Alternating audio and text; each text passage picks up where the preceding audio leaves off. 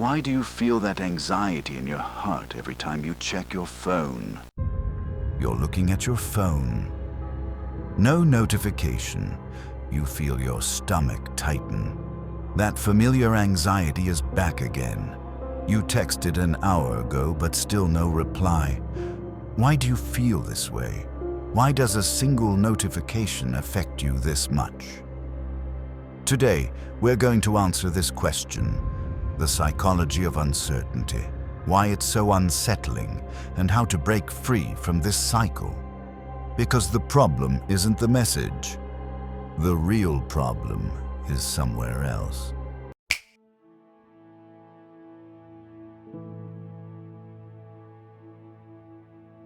Now think about this. You have two options in front of you. First one, you'll definitely be rejected. Second one, maybe you'll be accepted. Maybe you'll be rejected. Which one is more stressful? Logically, the first option seems worse, but in reality, the second one is way more stressful. Why?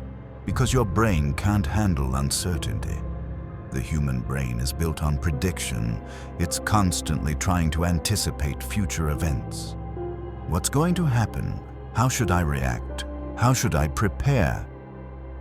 When it finds answers to these questions, it relaxes.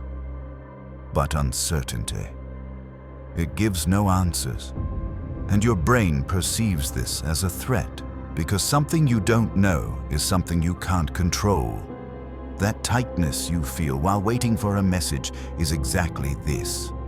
Your brain is saying, will they reply? Won't they? Are they interested or not? What should I do? And it can't find answers to these questions. In psychology, this is called intolerance of uncertainty. Some people can tolerate uncertainty better, but others, they can't handle it. And if you're checking your phone right now, you're probably in the second group. This is where the real problem starts. Because uncertainty doesn't just create anxiety. It also makes you dependent on it.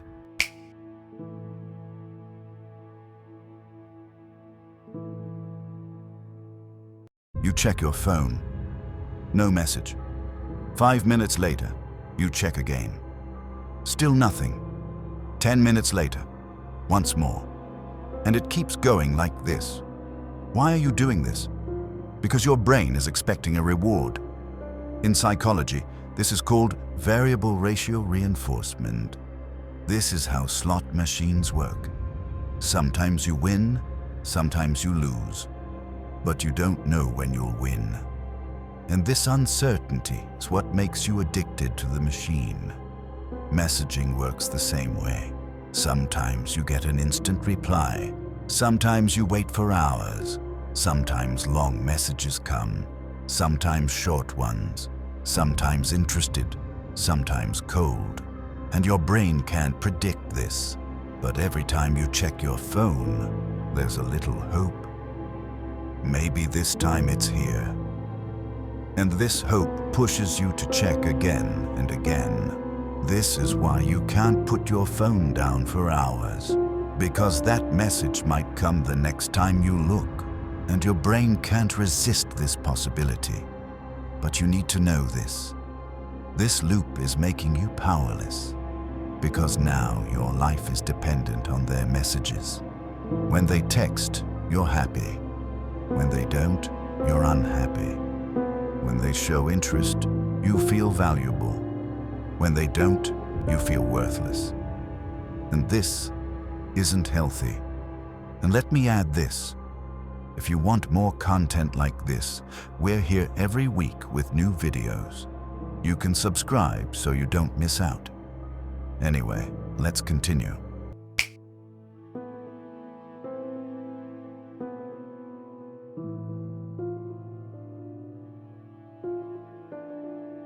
Now let's get to the worst part. The seen feature. You sent your message. After a while, seen appears, but no reply. And at that moment, it hits your heart. Why? Because now there's not even uncertainty left. They saw it. They read it, but they're not replying. What does this mean? Are they uninterested? Are they busy? Are they thinking? Or do they just not care about you? Your brain is running through all these possibilities, and usually the worst scenario wins. They don't care about me. They lost interest. There's someone else. But here's the truth. You don't know. Maybe they're really busy. Maybe they're thinking. Maybe they're not in the mood to reply at that moment. But your brain wants certainty. And when it doesn't get it, it accepts the worst possibility as truth. It wasn't like this before the seen feature. You sent a message, you waited until a reply came. Maybe they didn't see it, maybe they're busy, maybe they'll write later. There was uncertainty, but it was tolerable. But now, the seen notification is driving you crazy, because now there's no excuse. They saw it, but they're not writing, and this feels like rejection. But here's the ironic part. Sometimes people see a message but can't reply at that moment. Then they forget, or they wait for the right time to respond, or they think about what to write. So, seen doesn't always mean disinterest, but you perceive it that way because your anxiety tells you so.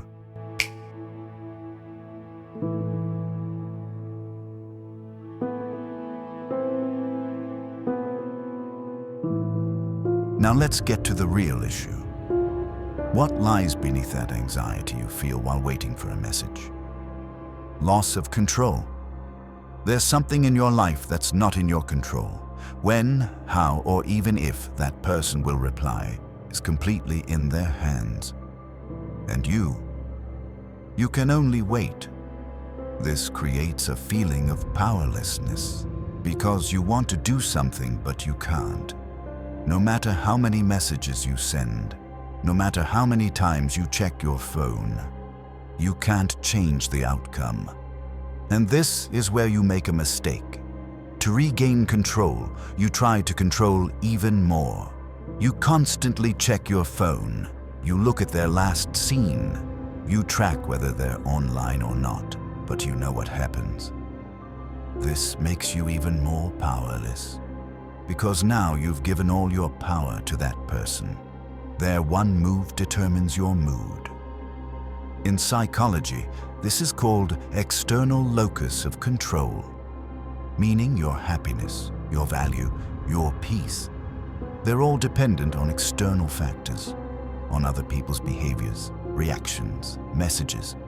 But what's healthy is internal locus of control, meaning your happiness, your value, your peace comes from you. What others do doesn't change your worth. Now ask yourself this. Even if that person doesn't text, are you valuable? Even if they don't reply, are you enough? Even if they ignore you, are you still you?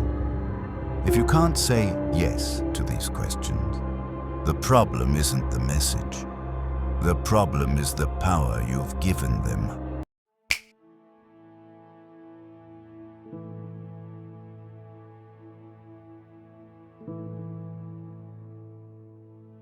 So, what are you going to do? How are you going to break free from this cycle? First step, awareness. If you're watching this video, you've already taken the first step. Now you know this anxiety is normal. This is how your brain works. And this isn't a weakness of yours. It's part of being human. Second step, put the phone down. Seriously, occupy yourself with something else. Work out, read a book, meet up with friends.